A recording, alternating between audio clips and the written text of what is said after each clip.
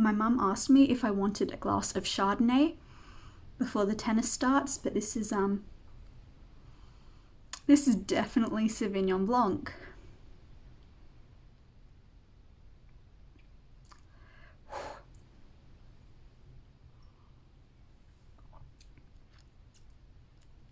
Hello fellow Earthlings, it's Libs, and today I'm going to be reading Booktubers' favourite books from 2021.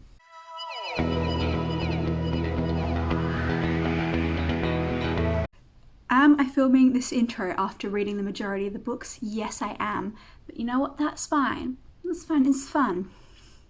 It's cool. Maybe one day I will remember to film things, intros, before I start filming everything else. But that day is not today. It is not this month. It might not even be this year. So I have watched approximately 1,000,001 best books of the year videos to try and narrow down. It was going to be 3. Then I decided it would be 5. And in the end, I chose 6 books.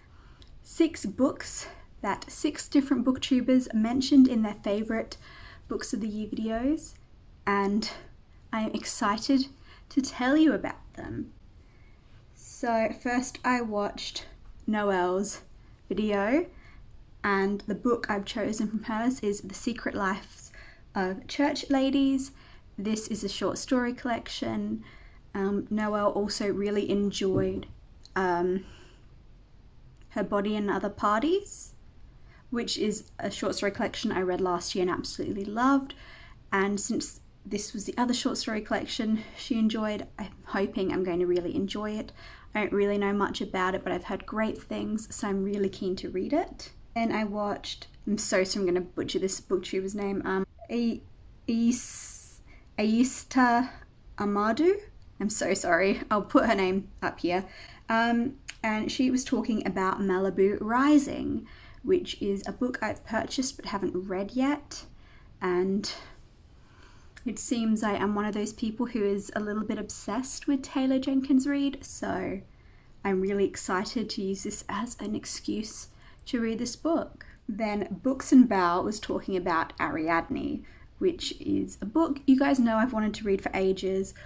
All I seem to do on this channel now is talk about how pretty the cover is, so I'm really excited to get around to this book. This is a Greek myth retelling about the myth of Theseus and the Minotaur, so I'm really keen to get around to this one.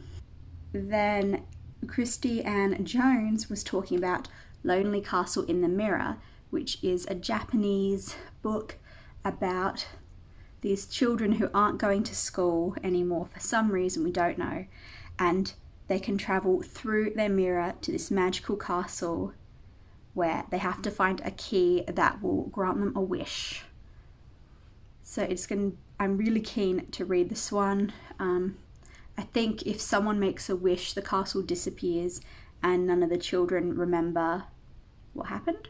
Plus, the cover is amazing. So of course I already own this book and I'm very excited to get around to reading it.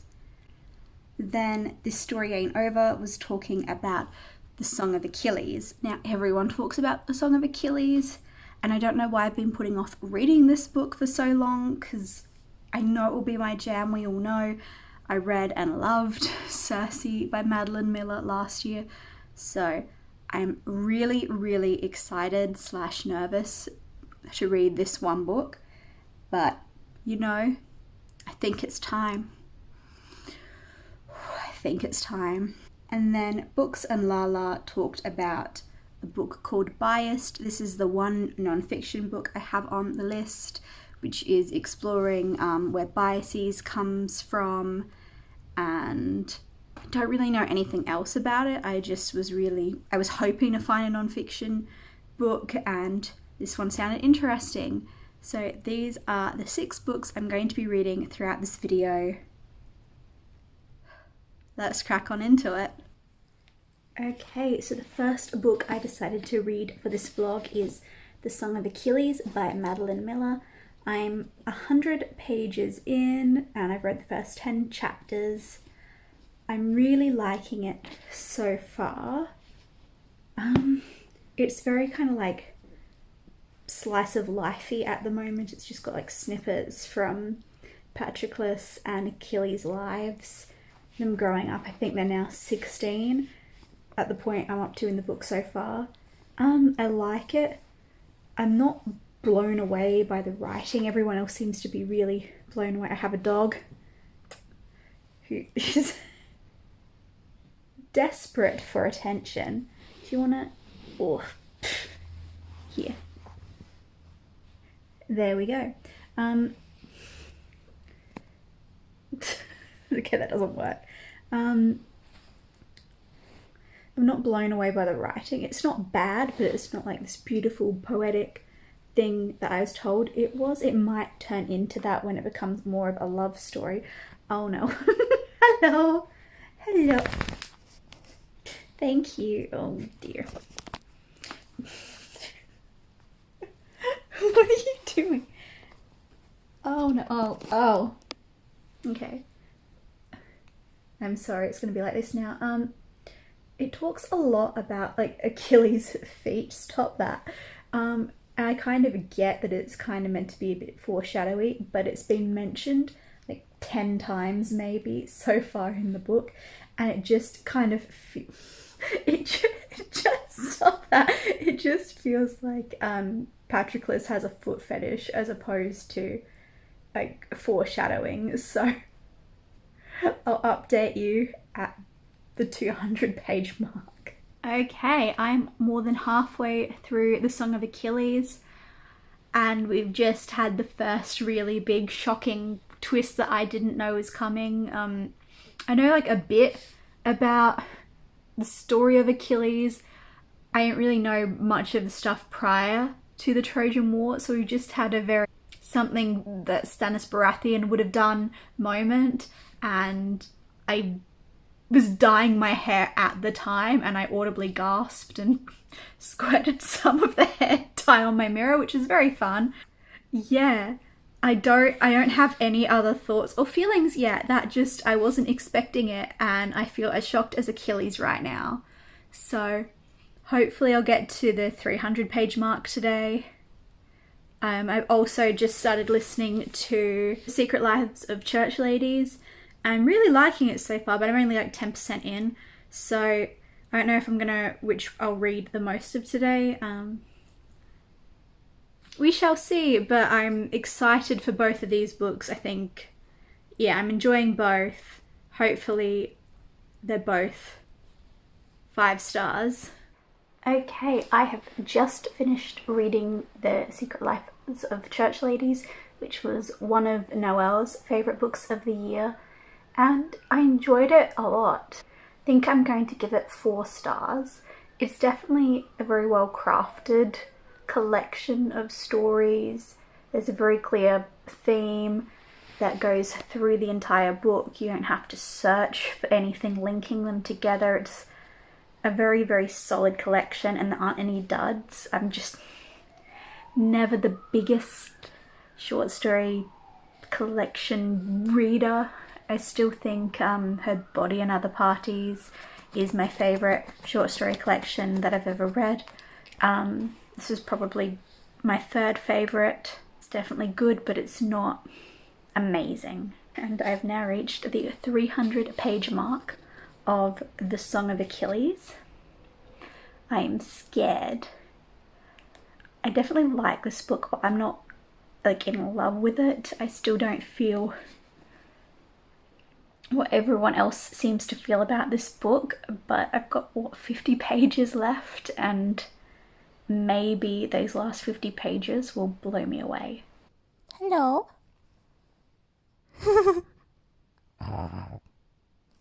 Hello? Hello? What do you want? What do you want?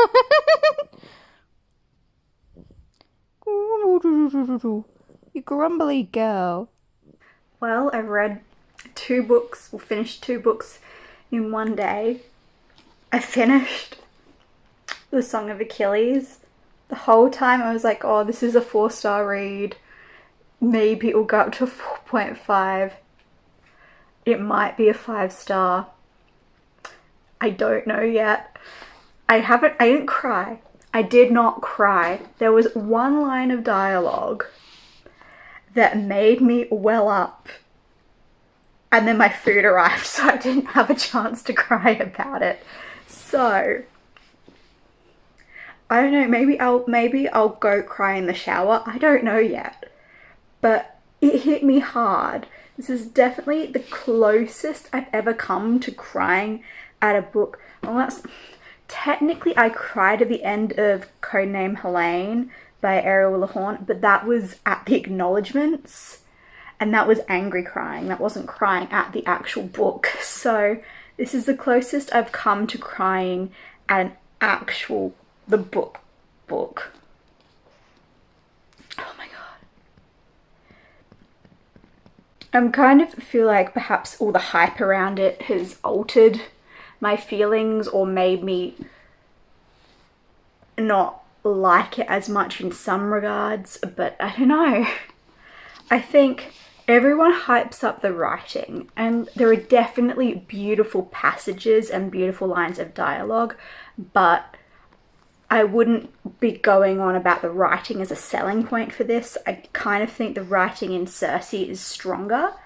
I just think this is probably a more powerful story. So, I mean, they're two very different books. And I'm not going to say I like this more than Circe, but they might be pretty equal. I think I need a drink after that. I started reading Malibu Rising, then I didn't stop reading Malibu Rising, and now I'm, 70% of the way through Malibu Rising and haven't updated you at all. I'm really enjoying this book. It's really great. I think it reminds me a lot of that one How I Met Your Mother episode where Marshall and Lily are throwing a housewarming party and it goes through all the different rooms of the house and you get to see the chaos everywhere.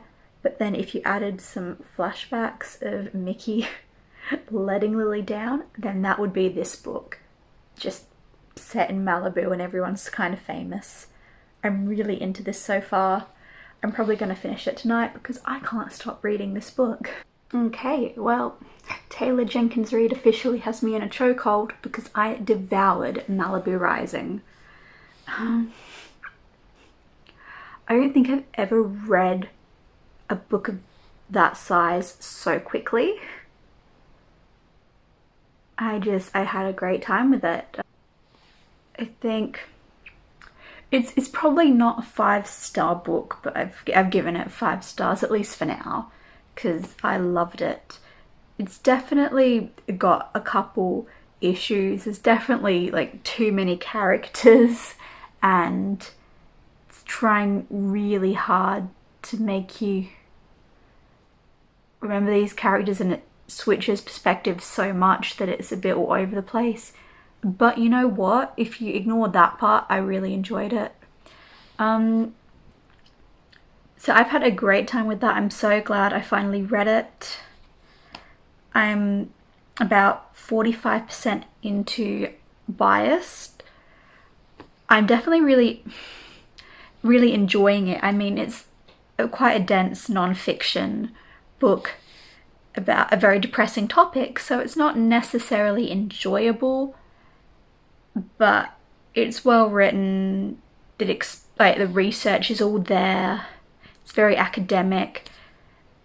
It is good. It's very good. It's very much along like similar lines to Who Do You Serve, Who Do You Protect, and Just Mercy. So if you like those books, you'll definitely like this book.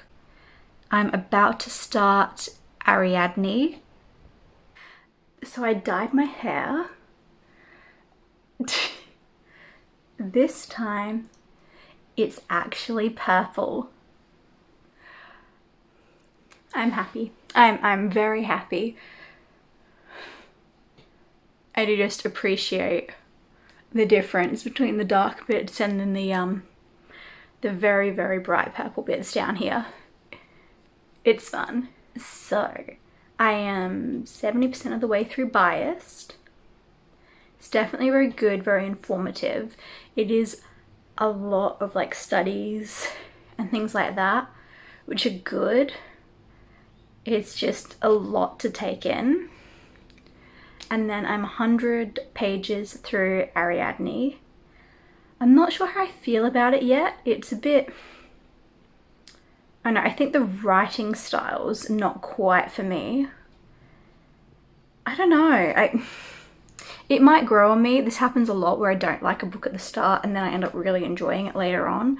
So we'll see, but I don't know, the start of the book, it just kind of feels like the author feels like they have to explain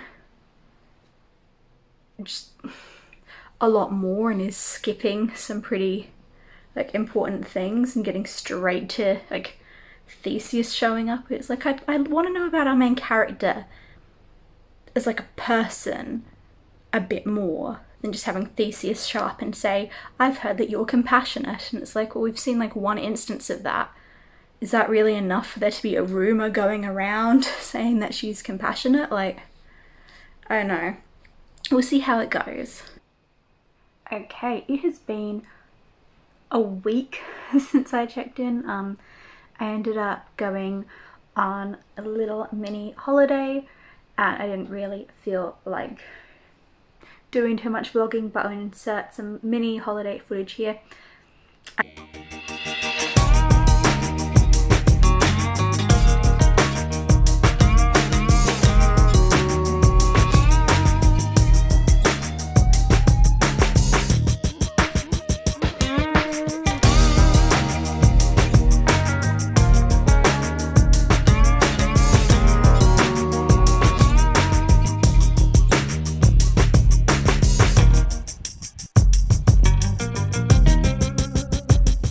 Face mask on, which is why I look a little dead in the camera, but that is okay. I finished reading Biased and I really enjoyed it. I think if you want to learn a bit about where bias comes from, finding out, you know, how to be more understanding to where other people's bias comes from, and also to gain self-awareness of bias you might not realize you have. It's a very interesting book. I'm not going to give it a star rating because that just feels inappropriate for what this book is, and didn't blow my mind to the extent where I'd say it's definitely a 5-star book. But it was definitely very interesting, and if it's something you want to learn about, I would definitely recommend. I'm also 300 pages into Ariadne and it's painfully mediocre, which is sad. I thought this was going to blow my mind, and it just feels like a very weird, like, Audi version of Circe by Madeline Miller, which is a bit disappointing. I'll see how the final quarter goes. Maybe it'll do something at the end that blows my mind, but at the moment it's fine. I don't think the writing's particularly special. I don't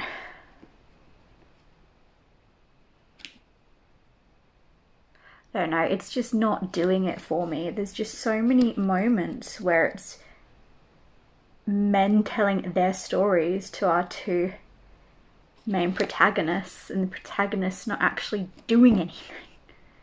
Like, the only thing Ariadne does is at the very start of the book, and that's pretty much it.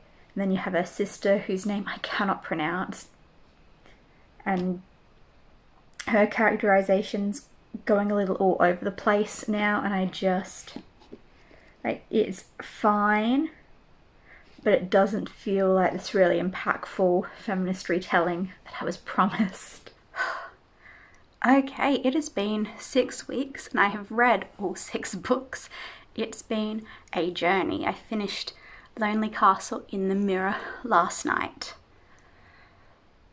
I feel like, should I rank these from least favourite to favourite? Maybe. I might do that. So I'll start with bias, not because it was my least favourite, just because I don't think I can rank it with the others because it was a non-fiction. I really enjoyed this book. It was all about where our biases come from. It's a really solid book. The woman who wrote it has her PhD. It's just not necessarily my type of non-fiction. I tend to prefer more sort of conversational non-fiction, kind of like Who Gets to Be Smart by Breeley. So this wasn't necessarily the type of non-fiction I gravitate towards, but it was still very much worth reading, very impactful. Great, I'm glad I read it. Next on my, so let's start with 5. Number 5 was probably Ariadne, which I'm disappointed about. I was so sure I was going to love this book. It's the retelling of Theseus and the Minotaur from Ariadne's perspective, or that's how it was sold to me as, but that's not really exactly what it is. Like, there's definitely some good things in this book, but I know it was very 3-star for me. It didn't do anything, you know, it didn't blow me away in any real way. So, you know, it was fine. It was okay. It very much felt like it wanted to be Circe by Madeline Miller, but wasn't. And I don't know, I was expecting so much more. I thought it would be a 5-star book, and in the end it's just very average 3-star for me. But I can see why some people would like it. It's just I didn't love the fact that Ariadne doesn't do everything. Everyone else is doing things. She gets to hear their stories. And the book kind of assumes you know nothing about Greek mythology, and that can be good sometimes, but I just think it tells you the myths and the legends, and then tells you what you're meant to take away from it, instead of assuming the audience is smart enough to figure things out on their own. So it wasn't for me. My 4th favourite book was probably The Secret Lives of Church Ladies. This was a really great short story collection, but it didn't really blow me away with anything. I mean, it was well written. There was something linking all the stories, but it just wasn't really my cup of tea so much, but I did appreciate it and I gave it 4 stars. Then I think my other 4-star read, which I like a little bit more, is Lonely Castle in the Mirror. So I'll talk about that now, because I didn't vlog me reading it, mainly because of the issues I had with this book. So the first 50 pages were great. I was into it, but it was really from page sort of 50 to 150 where the pacing was so bad and the story dragged so much. It took me a solid week to read 100 pages, which isn't good. That's not what you want.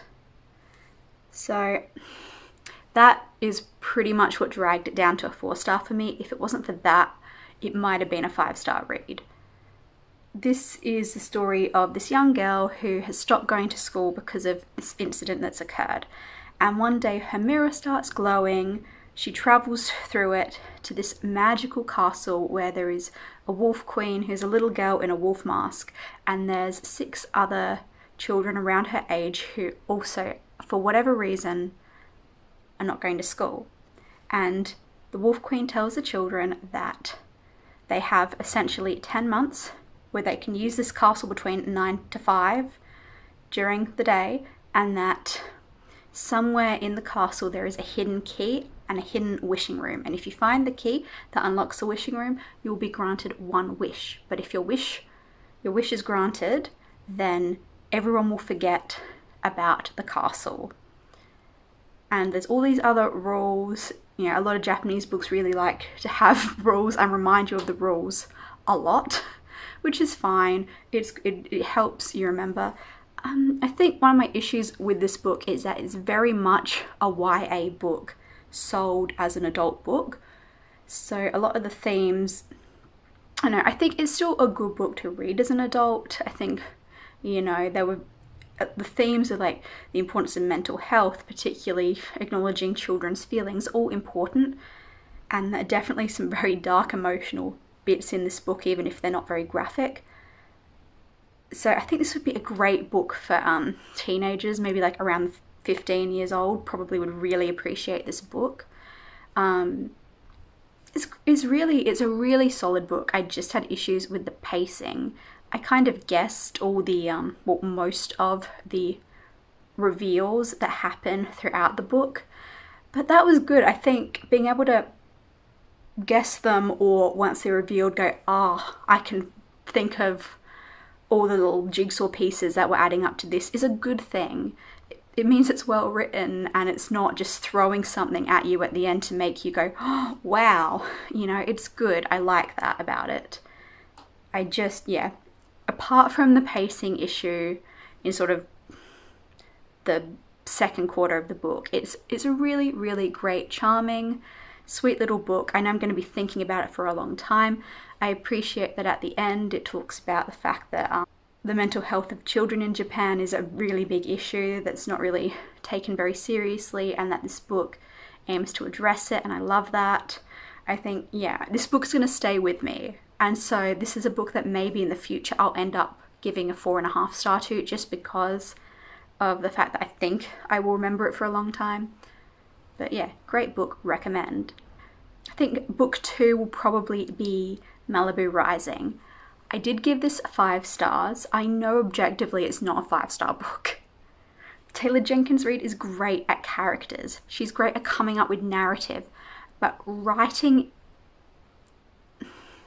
not so much. She's not quite as great at writing. So there's a lot about this book I loved, but the writing's not brilliant, but I enjoyed the ride so much that it's 5 stars. I don't care. I don't care. It has to be 5 stars for me.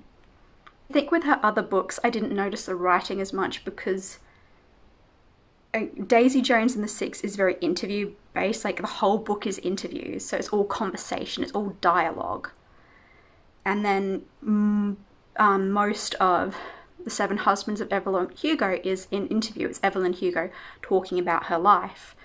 And it's the bits that weren't that I didn't really enjoy so much and that dropped it down for me. So I think that's what I've realised. You can get past a lot of the writing issues if it's someone talking, because it feels natural. People don't talk the way that books are written necessarily. So I think that I had more issues because this isn't a dialogue-based book.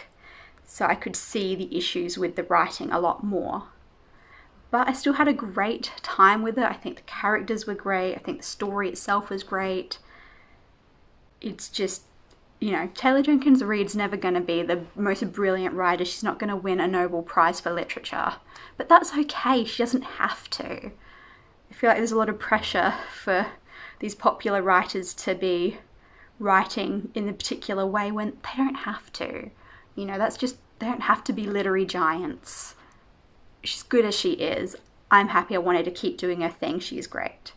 And then my favourite book from this experiment was, of course, no one is surprised to hear that it's The Song of Achilles by Madeline Miller.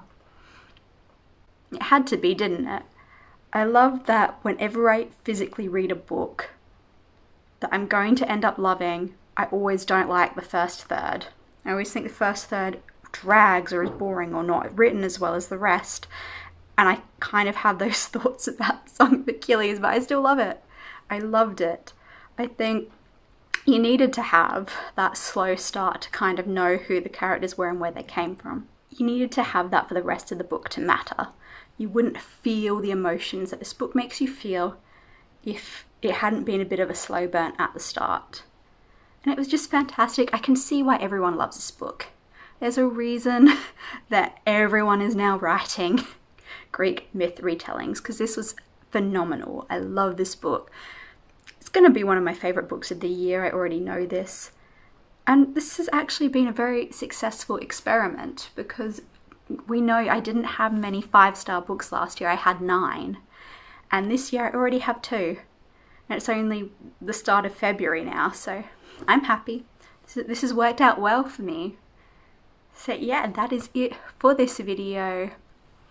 Let me know what kinds of videos you'd like to see in the future. Follow me on Storygraph, Instagram, all that jazz, and I will see you next time. Bye.